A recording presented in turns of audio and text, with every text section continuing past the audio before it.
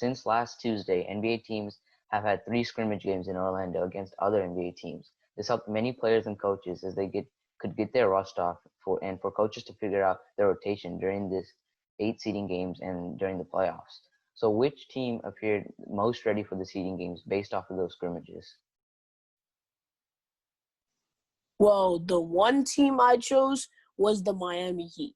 And when you look at the Miami Heat, especially like the highlights that you saw, even in the normal game, the Heat seemed like they actually got better, even with 3 to 4 months off from playing basketball. And if you watch their games, you can see that they're moving the ball around and they're taking good shots and they're playing great defense.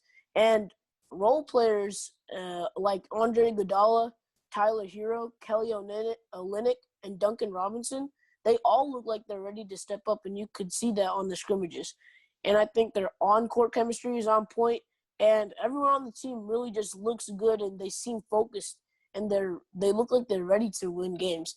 And like I said, I think they're the biggest threat to the Milwaukee Bucks in the East. And if they keep it up, they'll definitely be the biggest threat to the Milwaukee Bucks in the East and be a scary team for everyone in the East. And to me, it won't be very surprising if they win the East because of how well they're playing. Yeah, I completely agree with all your points there. I think Miami Heat looked the best out there in the Orlando bubble, and you have to give a lot of credit to Eric Spoelstra and Pat Riley. I mean, that team is a team that never stops working out or playing the game, and I think that's the reason why they look the most ready, because they have such an amazing player to complement them as well, and Jimmy Butler, because he's a guy that always likes to work and get better. And so for the Miami Heat, that really helped them. And they were the first team to crack 100 points in a scrimmage game. And with veterans like Andre Iguodala and Udonis Haslem, who have been through prior lockouts, like in the 2011 lockouts, they know what it's like to be in that situation. So having those veterans really helped them too. So I think with this Miami Heat team, they can get far in the playoffs, and you can maybe see them um, be a threat to the Milwaukee Bucks in the Eastern Conference Finals if they get there. Well, you agree with me, I agree with you. But one question I have to ask you, we all acknowledge that the Heat are definitely a threat to the Milwaukee Bucks, but who do you think is a threat to these Heat? Because obviously we know every team has their weaknesses, and some weaknesses can be exploited. I personally think that it's the Boston Celtics, because the Boston Celtics have a lot of star power in Jason Tatum. They have Kemba Walker. They have Jaylen Brown, Gordon Hayward. They have so many players that do so well, and they have way better chemistry than last year. Another team that I think is also the Philadelphia 76ers. I think they're just too big, and I think that the adjustments that Brett Brown has finally made with Ben Simmons moving to power forward, I think it's great for the 76ers, and I think they're a team to look out for in this Orlando setting, in which they wouldn't have been in a way that they wouldn't have been had it been a normal season. Yeah, I don't think the Miami Heat or the Philadelphia 76ers are a big threat to the Miami Heat, because they have beat them on their home court where they're I think 29-2, and I think they have swept them in the regular season series. So I don't think Philadelphia 76ers are a real threat. If the chemistry gets along going, I think they can become a threat. But I think top 2 teams in the East are the Toronto Raptors and the Boston Celtics. Toronto Raptors and Boston Celtics both have playoff experience, and most of these players on the Miami Heat are very young, like Kendrick Nunn, Tyler Hero, Duncan Robinson, and I don't think they're ready for that essence of like the playoffs, because it's way different than just normal regular season game. So I think the Toronto Raptors and the Boston Celtics are threats to the Miami Heat.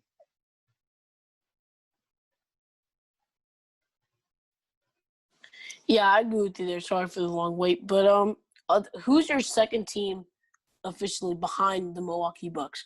Because I know that second seed is up for grabs, like in our minds. Who do you think is that second team? I think it's still the Toronto Raptors because they've had that championship experience, and they still managed to get the same amount of. I think they're better without Kawhi Leonard, and that was because a huge um, part of that is Nick Nurse because he's really helped players like Norman Powell and You Fred said you VanVleet. think they're better than Kawhi without Kawhi Leonard than they were with him.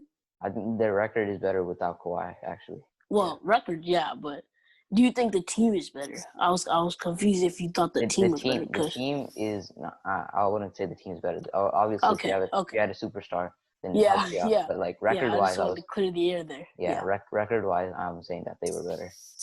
But yeah, like I was saying, the Toronto Raptors have that championship experience, and adding a player like Rondae Hollis Jefferson can really help them because they didn't have because they lost Kawhi Leonard, and this team that is still young. I think this is really their last year to be in the or being a title contender because most of the players are on their contract years, like Fred VanVleet, Serge Ibaka, Marc Gasol.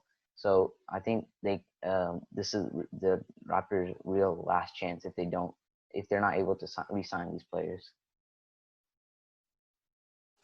yeah. I agree with you there. I think that this is their last year, the Toronto Raptors, because I don't think they're going to sign Kyle Lowry, Marc Gasol, Serge Ibaka, and Fred VanVleet all to those deals, especially when they can save cap space for Giannis if he doesn't sign the Supermax extension. I think you could see that this next year could be a break in their contention, and if they do get Giannis, I think they could be a final. They're definitely going to be title favorites, but if not, I think they'll just begin with an accelerated rebuilding process when they already have Pascal Siakam. Yeah, I agree with your points there and about the Raptors and about the Miami Heat and how they are the most ready team. But many players have had an opportunity to show that they belong in the league with these 3 scrimmage games and have showed out. This can help them as they can be rotational pieces or even have a roster spot next season. So which players do you think surprised you the most during these scrimmage games? Well, we're going to have to go ahead and say the obvious, Bol for the Denver Nuggets. They had a huge lineup with Nikola Jokic at point guard, and I think Bol was a small forward. It was crazy, but the 7'2" center had 16 points and 6 blocks against the Wizards in there. I think it was their first scrimmage, and that's just incredible. Saying even though the Wizards were are the worst team in the bubble, I think it's incredible because it just shows how teams are going to regret passing on him just because of a foot injury. Like he was a top 5 pick and moved all the way down to the 44th pick. And I think this is definitely yet another steal for the Nuggets.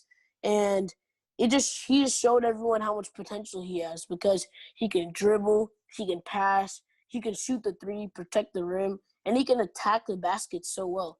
He's basically, in my opinion, a 7-foot point guard. And I know that his production is not going to be too sustainable, but he's shown that he can be a good player when he's given the opportunity. And my second player is Seth Curry. And I'm pretty sure it's weird to have a 29-year-old as your surprise performer, but I'm going to have to go with it because we all know Seth Curry is a good role player, but I don't think many people expected him to show out in scrimmages. And that's actually what he did against the Lakers because he went 8 for 8 from the field and 6 for 6 from three-point land with 1 for 1 from the free throw line. And I think that's his clear staple game. But even if he performs at just 60 to 75% of this level, I think he can definitely be an X factor for these Mavericks and make them look to upset another team in the playoffs. Yeah, I don't really agree with you there.